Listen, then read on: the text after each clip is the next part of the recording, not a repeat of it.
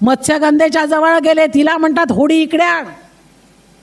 तिच्याच होडीत पाराशर ऋषी बसले आणि पाराशर ऋषी मत्स्यगंधेला म्हणतात की तुझा आणि माझा शरीर संगम व्हावा अशी माझी इच्छा आहे.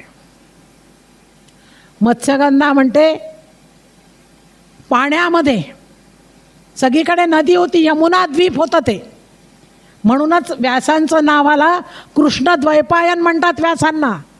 का म्हणतात तर व्यासांचा जन्म हा यमुनेच्या द्वीपावर झाला आहे. यमुनेच्या द्वीपावर जन्म आहे व्यासांचा, म्हणून त्यांना कृष्णद्वैपायन व्यास म्हणतात. तर त्या यमुनेच्या पाण्यामधून ती नाव वल्लवत होती, आपल्या वडिलांना मदत करायची ती. नावेमध्ये लोकांना बसवून या किनाऱ्याची त्या किनाऱ्याला न्यायची. पाराशर ऋषींनी बोलावलं तिला की ये बाई. तिच्या नावेमध्ये बसले पाराशर ऋषी आणि शरीर संगमाची इच्छा व्यक्त केली. मत्स्यगंधेने पाहिलं ऋषी तर मोठे तेजस्वी दिसतात. तेव्हा मत्स्यगंधेने नमस्कार केला पाराशर ऋषींना आणि मत्स्यगंधा म्हणते की तुम्ही म्हणता शरीर संगम व्हावा, पण आजूबाजूला सगळ्या किनाऱ्यावर तपस्वी ऋषीमुनी बसलेले आहे आणि असा होडीमध्ये शरीर संगम शक्य नाही. तेव्हा मात्र पाराशर ऋषी म्हणतात की माझी इच्छा आहे, तू माझ्या इच्छेला नकार देणार का? मत्स्यगंधा म्हणते नाही, मी ऐकलं आहे की ऋषी मोठे तपस्वी असतात, त्यांचं जर ऐकलं नाही तर ते शाप देतात.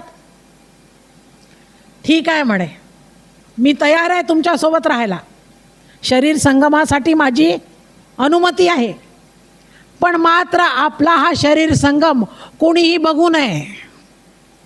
असं म्हटल्याबरोबर पाराशर ऋषींनी पूर्ण होडीभोवती धुक्याची चादर तयार केली आणि धुक्याची चादर करून त्यामध्ये या मत्स्यगंधेचं आणि पाराशर ऋषींचं एकत्रीकरण झालं आणि या मत्स्यगंधेच्या गर्भामध्ये एका पुत्राची स्थापना झाली.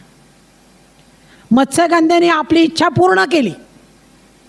यामुळे पाराशर ऋषी आनंदित झाले